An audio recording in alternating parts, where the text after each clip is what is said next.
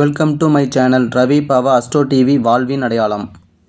திருச்சியை சேர்ந்த ஆறுமுக ஐயா அவர்கள் கேபி சார ஜோதிடத்தில் எப்படி பலன்கள் எடுக்க வேண்டும் அப்படிங்கிற ஒரு கருத்தை உங்களுக்கு வழங்கியிருக்கிறார்கள்.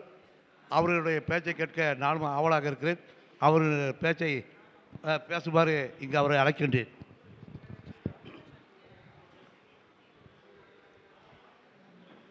அனைத்து ஜோதிட நண்பர்களுக்கு வணக்கம். இந்த உலகில் மகா சக்தியான இந்த பிரபஞ்சத்திற்கு என் நன்றியை தெரிவித்துக் கொள்கிறேன். நான் பார்த்திங்கன்னா பாரம்பரியத்தில் ஒரு 15 ஆண்டுகள் பாரம்பரியத்தில் பயணம் செய்து அதுக்கு பிறகு கேபி முறை சார ஜோதிடம்ங்கிற முறையில் உயர்கணித சார ஜோதிடம் என்கிற முறையில் அதை கற்றுக்கொண்டு இன்றைக்கி பலன் எடுக்கிறதுல சார ஜோதிடம் ரொம்ப சிறப்பாக இருக்குங்கிறத புரிஞ்சுக்கிட்டு எனக்கு ஜோதிடம் பார்க்குறதுல ஒரு நம்பிக்கை வந்ததே. நம்மாலும் பலன் சொல்ல முடியும்.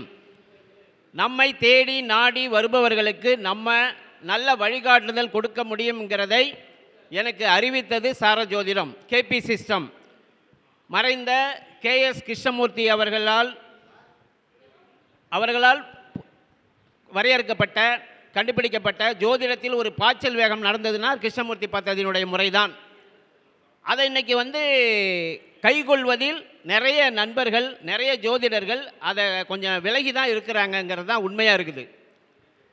ஏன்னா அதை நெருங்கி ஏன் போகலை, சார ஜோதிடத்தை ஏன் நெருங்க மாட்டுறாங்க, கேபி சிஸ்டத்தை ஏன் நெருங்க மாட்டுறாங்க அப்படின்னு சொன்னால், நிறைய நண்பர்கள் நிறைய பழைய பாரம்பரிய ஜோதிடர்கள் என்ன சொல்கிறாங்கன்னா, அது நிறைய கணக்கு இருக்குது சார், அது என்னமோ சப்ளாடுங்கிறாங்க, குறிகாட்டிங்கிறாங்க, இதெல்லாம் நமக்கு சரி வராது. ஒரு கட்டத்தை போட்டுக்கிட்டு ஜாதகத்தை ஒரு பேப்பரை கையில் வச்சுக்கிட்டோமா, கட்டத்தை பார்த்து 2ஆம் இடம் 3ஆம் இடம் இந்த கிரகம் பார்க்குது, இந்த பக்கம் நிற்கிதுன்னு சொல்லி பலன் எடுக்கிறது ஈஸியாக இருக்குது. இது நீங்கள் சொல்கிறது பார்த்தீங்கன்னா ரொம்ப காம்ப்ளிகேட் ஆகிடுக்கு, அதனால தான் நாங்கள் அதுக்கு பக்கமே போகலை அப்படின்னு இதை நெருங்குவதற்கு ஜோதிடர்கள் ரொம்ப பயப்படுறாங்க. பாரம்பரிய ஜோதிடர்கள் என்னன்னு கேட்டால் மிக எளிது, மிக எளிதுங்கிறது தான் நான் சொல்லுவேன். சார் பாருங்கள், ஒரு நம்பரை கூட்டணும், ஒரு சிம்பிளாக சொல்கிறேன், ஒரு நம்பரை கூட்டணும், ஒரு 4 டிஜிட்டு 5 டிஜிட் நம்பரை கூட்டணும். நீங்கள் போட்டு கூட்டும் போது எவ்வளோ கஷ்டமாக இருக்கும். அதே ஒரு கால்குலேட்டர் இருந்ததுன்னா அந்த ஒரு நம்பரை போட்டுட்டு ஒரு ப்ளஸ்ஸை போட்டு இன்னொரு நம்பரை போட்டிங்கன்னா கால்குலேட் பண்ணி டோட்டல் காமிச்சிடும். இதுதான். அப்போ எது ஈஸி, கையில் கூட்டுறது கரெக்டாக, கால்குலேட்டரில் கூட்டுறது கரெக்டாக? இன்றைக்கி மளிகை கடையில் பூ விற்கிறவங்க கூட, காய்கறி விற்கிறவங்க கூட கால்குலேட்டர் வச்சுருக்கிறாங்க, அதில் போட்டு கூட்டி சொல்கிறாங்க. அப்போ இன்றைக்கி மிகப்பெரிய சாகரம்னு சொல்கிறது இந்த ஜோதிடம். சாதாரண விஷயம் இல்லை, கணிதம், ரொம்ப கணிதம் இருக்கிறது. இதை பயன்படுத்துறதுக்கு கிட்ட நெருங்கி வரமாட்டுறாங்க சார ஜோதிடத்தில். சரி, பார்த்தீங்கன்னா இன்றைக்கி நான் என்ன சொல்ல போகிறேன் அப்படின்னா, இன்றைக்கி ஜோதிடர்களுக்கு சவாலாக ஒரு பிரச்சனை இருக்கிறது என்று சொன்னால், ஜோதிடருக்கு ஒரு சவாலான பிரச்சனையை அட்டன் பண்ணுறாங்கன்னு சொன்னால் அது திருமண பொருத்தம். திருமண பொருத்தம் பார்க்குறதால தான் இன்றைக்கி ஒரு சேலஞ்சு இருக்குது, ஜோதிடர்களுக்கு ஒரு சேலஞ்சு இருக்குது. இது எல்லாருக்கும் தெரியும். ஜோதிடருக்கும் சேலஞ்சு இருக்குது, ஜோதிடரை நாடி தேடி வருகிற மக்களுக்கும் சரியான வழிகாட்டுதல் கொடுக்க முடியாமல் ஜோதிடர்கள் தோற்கும் இடம் திருமண பொருத்தம். இதில் யாரும் மறக்க முடியாது. நான் திருமண பொருத்தம் போட்டு அப்படியே சூப்பராக பண்ணிடுவேன் அப்படின்லாம் இன்றைக்கி யாரும் நெஞ்சை நிமிர்த்தி சொல்லக்கூடிய அளவுக்கு இல்லை. ஜோதிடர்கள் பலன் சொல்ல எப்படி வேணாலும், ஆனால் திருமண பொருத்தம் என்பதை சொல்லணுன்னா நீங்கள் ரொம்ப சீரியஸான, ஏன்னா வாழ்க்கை பிரச்சனை. அந்த வாழ்க்கை பிரச்சனையை நீ சொல்லுவதற்கு நீங்கள் நம்பிக்கையாக சொல்கிறதுக்கு உங்கள்கிட்ட தைரியம் வேண்டும். அந்த தைரியத்தை கிளியர் கட்டாக எக்ஸ்ரே ஸ்கேனிங் எடுத்தால், MRI ஸ்கேன் எடுத்தால் எப்படி இருக்கும், அதை மாதிரி திருமண பொருத்தத்துக்கு நீங்கள் சார ஜோதிடத்தில் எடுக்க முடியும், கேபி சிஸ்டத்தில் எடுக்க முடியும். கேபி சிஸ்டம் என்ன சொல்லுதுன்னா, சார் நீங்கள் 9 கிரகத்தில் எந்த தசாபுத்தியில் கல்யாணம் நடக்கும்னு பாரம்பரியத்தில் கேட்டிங்கன்னா ராகு கேதெல்லாம் விட்டுருவாங்க. ஐயோ ராகு புத்தி நடக்குது சார், கல்யாணம் கேது புத்தி நடக்குது, கல்யாணம் பண்ணிடாதீங்க அப்படிம்பாங்க. ஆனால் சார ஜோதிடத்தில் எல்லா கிரகமும் திருமணத்தை செய்து வைக்குங்கிறதா சார ஜோதிட ரூல். ஆனால் என்ன இருக்கு வேணும் தெரியுங்களா?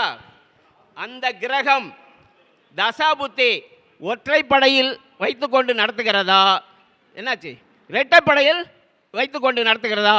இது சார ஜோதிட முறையில் திருமண காலம் எப்படி கணிக்கப்படுகிறது அப்படின்னு சொன்னால், இப்போ 12 பாவங்களில் ஒற்றைப்படை பாவங்கள் இருக்குது சார். 1, 3, 5, 7, 9, 11 ஒற்றைப்படை பாவங்கள். இரட்டைப்படை பாவங்கள் 2, 4, 6, 8, 10, 12 இரட்டைப்படை பாவங்கள். உங்களுக்கு திருமணம் நடக்க வேண்டும் என்று சொன்னால் ஒற்றைப்படை பாவங்கள் தசாபுத்தி நடத்த வேண்டும். உங்களுக்கு தசை ஒற்றைப்படையாக இருந்து புத்தியும் ஒற்றைப்படையாக இருந்து திருமண வயது இருந்தால் திருமணம் கட்டாயம் நடக்கும். நான் டேட்டு குறித்து கொடுத்துருவேன், இந்த காலகட்டத்தில் நடக்கும். சரி சார், சில பேர் நடக்கலையே அவனுக்கு வேலை இல்லைன்னு பொண்ணு கொடுக்க மாட்டேறான், நான் என்ன பண்ண முடியும்? அவன் வேலையில் இருக்கணும் இல்லையா, சம்பாதிக்கணும், உத்தியோகம் புருஷ லட்சணம் சொல்லிட்டு போயிட்டான். அவனுக்கு திருமண யோகம் இருக்குது, இவன் கல்யாணம் பண்ணி வச்சா குழந்தை குட்டி இருக்கும், எல்லாம் நடக்கும். ஆனால் அவனுக்கு பொண்ணு கொடுக்க மாட்டுறாங்க, இவன் பொண்ணு கேட்க போக மாட்டான். ஏன்னா சார் நான் வேலை இல்லை சார்ன்ட்டு. ஏன்னா ஒற்றைப்படை பாவங்கள் வேலையை தராது. அப்போ அவனுக்கு வேலையும் இருந்து ஒற்றைப்படை பாவங்கள் தசாபுத்தி நடத்தினால் எந்த கிரகமாக இருக்கட்டும், 9 கிரகங்களில் எந்த கிரகம் தசாபுத்தி ஒற்றைப்படை 1, 3, 7, 9, 11 நடந்தால் திருமணம் நடக்கும். சரி சார், இப்போ பாரம்பரியத்தில் பார்க்குறவங்க, இப்போ நம்ம நிறைய மக்கள் இந்த நான் பேசுகிறத கேட்பாங்க. சார் நீங்கள் பாட்டில் ஒற்றைப்படைங்கிறீங்க, ரெட்டைப்படைங்கிறீங்க, எங்களுக்கு ஒரு படையும் தெரியல, கட்டத்தை கொண்டு கொடுத்துட்டு ஜோசியற்ற அவர் ஏதோ 4ஆம் இடம் 3ஆம் இடம் சொல்லிக்கிட்டு இருக்கிறாரு, நாங்கள் என்ன சார் பண்ணுறது? ஒன்றும் பண்ண வேண்டாம், உங்கள் ஜாதகத்தில் கேபி முறையில் போட்டு வச்சுக்கோங்க. நான் இங்கே உள்ள இதை கேட்கக்கூடிய பார்க்கக்கூடிய ஜோதிடர்களுக்கும் சொல்லிக்கொள்கிறேன், மக்களுக்கும் சொல்லிக்கொள்கிறேன். நான் உங்களுக்கு ஃப்ரீயாக, ஒன்றும் எனக்கு பைசாவே வேண்டாம் சார், உங்களுடைய date of birth, time of birth place 3 எனக்கு அனுப்பி விடுங்க. கூடுதலாக உங்களுடைய அடிப்படை கல்வி என்ன, ஸ்கூலு காலேஜ் படிச்சிருப்பீங்க இல்லையா, என்னவாக இருந்தாலும் அதை அனுப்பி விடுங்க. ஏன் அதை கேட்குறேன்னா, நிறைய பேருக்கு சந்தேகம், ஏன் சார் படிப்பு கேட்குறீங்கன்னு. படிப்பதை வைத்து தான் நீங்கள் கொடுக்கக்கூடிய நேரம் சரியாக இருக்க வேணும். எனக்கு நீங்கள் கொடுக்கக்கூடிய நேரம் சரியில்லைன்னா ஜாதகம் போட்டு தப்பாக போயிடும், பலன் தப்பாக போயிடும். அப்போ நீங்கள் படிக்கலையா அப்படிங்கிறத உங்களுடைய ஒரு 10th தான், 10th 15 வயசு, ஒரு காலேஜுன்னா 21 வயசு 22 வயசு, அதுக்குள்ளே நடந்த தசாபுத்திகள் உங்களுக்கு படிப்புக்கு சாதகமாக இருந்திருக்கிறதால் அப்படின்னு பார்க்கணும். உங்கள் டைம் சரியாக இருக்கான்னு பார்க்கணும். அப்போ உங்கள் ஜாதகத்தை கேபி முறையில் கணித்து வச்சுங்க. எங்கே சார் போய் கணிக்கிறது? எங்கேயும் போக வேண்டாம், என் நம்பர் சொல்கிறேன், ஃபோன் நம்பர் சொல்கிறேன். நிறைய நேரம் பேசுகிறதுக்கு இல்லை, டைம் ஆகி போச்சு. என் ஃபோன் நம்பர் சொல்கிறேன், 8610299524, ஆறுமுகம், திருச்சி. இந்த நம்பருக்கு, இந்த வாட்ஸ்அப் இருக்குது, இந்த நம்பரில் உங்களுடைய பேர், date of birth, time, birth place, உங்களுடைய கல்வி இதை அனுப்பி விடுங்க. உங்களுக்கு ஜாதகத்தை கணிச்சு உங்களுக்கு வாட்ஸ்அப்பில் நான் அனுப்பி விட்றேங்க, ஃப்ரீயாக பண்ணுறேங்கிறேன். நான் உங்கள்கிட்ட 5 பைசா கேட்கலையே. நான் இதை வைத்து கொண்டீங்கன்னா உங்களுக்கு நடக்கிற, இப்போ ஒரு கிரகம் தசை நடந்தது, குரு தசையில் சுக்கிர புத்தி நடக்குது. குரு தசை சுக்கிர புத்தி என்ன செய்யும்? குரு என்ன பாவத்தை இரட்டைப்படை வச்சிருக்கா ஒற்றைப்படை வச்சிருக்கா உங்கள் ஜாதகத்தில் தெரிய போகுது. சுக்கிரன் ஒற்றைப்படையா ரெட்டைப்படையா உங்கள் ஜாதகத்தில் போட்டால் தெரிய போகுது. இரண்டுமே ஒற்றைப்படையாக இருந்தால் இந்த காலகட்டத்தில் குழந்தை பாக்கியம் உண்டு, திருமணம் உண்டு, நல்ல கல்வி, உயர்கல்வி உண்டு, அகம் சார்ந்த விஷயங்கள் அனைத்தும் உண்டு. நீங்களே பார்த்துங்க, ஜோதிடத்தை போக வேண்டாங்க. நீங்கள் ஒரு தடவை கேபியில் ஜாதகம் போட்டு நீங்கள் வச்சுக்கிட்டீங்கன்னா இந்த ஜாதகத்துக்கு பலன் என்னான்னு நீங்களே பார்த்துக்கலாம், மக்கள் பார்த்துக்கலாம், ஜோதிடர்கள் அவங்களுக்கு பலன் கண்டுபிடிக்கலாம். அவ்வளவு எளிமையான முறை. அது மாதிரி சாஃப்ட்வேர், படம் பார்த்து கதை சொல்கிறங்கிற அளவுக்கு எந்த கிரகம் உங்களுக்கு என்ன செய்யும், பொருளாதாரத்துக்கு செய்யுமா, அல்லது படிப்புக்கு செய்யுமா, காதலுக்கு செய்யுமா, கல்யாணத்துக்கு செய்யுமா, குழந்தை பாக்கியம் செய்யுமாங்கிறத அருமையாக கண்டுபிடிக்கலாம். அப்போ உங்கள் ஜாதகம் இரட்டைப்படை ஜாதகமா ஒற்றைப்படை ஜாதகமா, எது வலுத்து இருக்கிறது?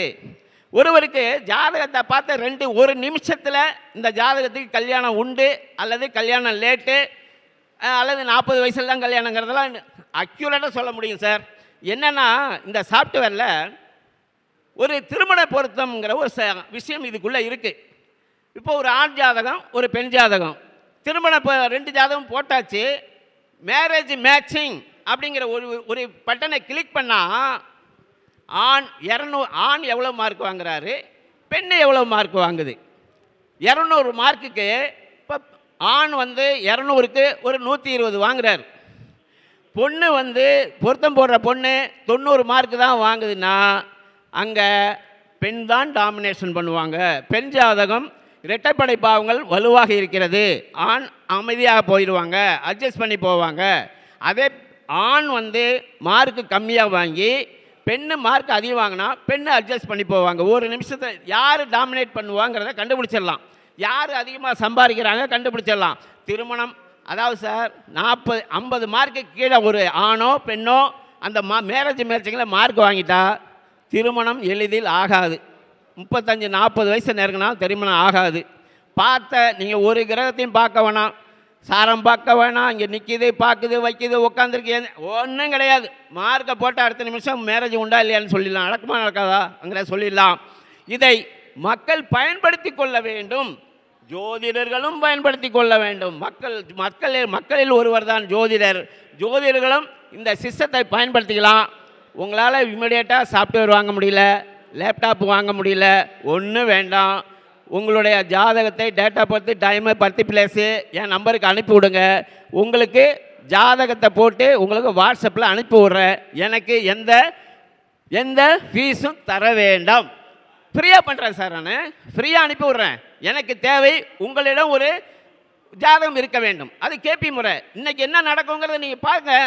நாளைக்கு என்ன இந்த தசாபுத்தி நடக்கல, வேலை கிடைக்குமா, கல்யாணம் ஆகுமா, என்ன நீங்களே பார்த்துக்குங்களேன். ஒரு நண்பர் கேட்டார், சார் இப்படி நீங்களே ஜாதகத்தை போட்டு அவங்க கையில் கொடுத்துக்கிட்டிங்கன்னா அவங்களே ஜாதகம் பார்த்துக்கிட்டாங்கன்னா நம்மக்கிட்ட திரும்ப வரமாட்டாங்களே சார். வர வேண்டாம். அவங்களுக்கு அந்த ஜாதகம் நன்றாக இருந்தால் கண்டிப்பாக 10 பேரை எனக்கு அனுப்பி விடுவாங்களே, அது போதும் எனக்கு. இந்த உலகத்தில் மக்கள் பறந்து விருந்தி கிடக்கிறார்கள். ஆயிரக்கணக்கான மக்கள், கோடிக்கணக்கான மக்கள் இருக்கிறார்கள். அவங்கள்ட்ட எனக்கு நீங்கள் அனுப்பிவிடுங்க. அவர் வரமாட்டார். ஒருத்தர் வரலன்னா எனக்கு பிரச்சனை இல்லை சார்.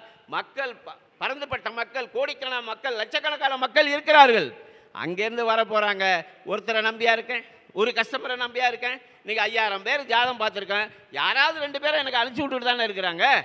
அப்போ அது போதும். எனக்கு இந்த வாய்ப்பை உங்களுக்கு தரேன். கேபி முறையில் நீங்கள் ஜோதிடம் கணித்து வைத்துக்கொள்ளுங்கள் என்று சொல்லி என்னுடைய உரையை முடித்துக் கொள்கிறேன். இந்த வாய்ப்பை நல்கிய ரவி ஐயா அவர்களுக்கு நன்றி கூடி முடிக்கிறேன். நன்றி, வணக்கம். ஒரு ப்ரோக்ராம் முடிச்சதுன்னா பட்டாசு வெடிக்குன்னு சொல்லுவாங்க. ஐயா பட்டாசே போட்டார், எல்லாம் வெடித்து முடிச்சிருச்சு. தேங்க்யூ. ஐயாவோட ஆதரவு எப்பவும் நம்ம சங்கத்துக்கு உண்டு.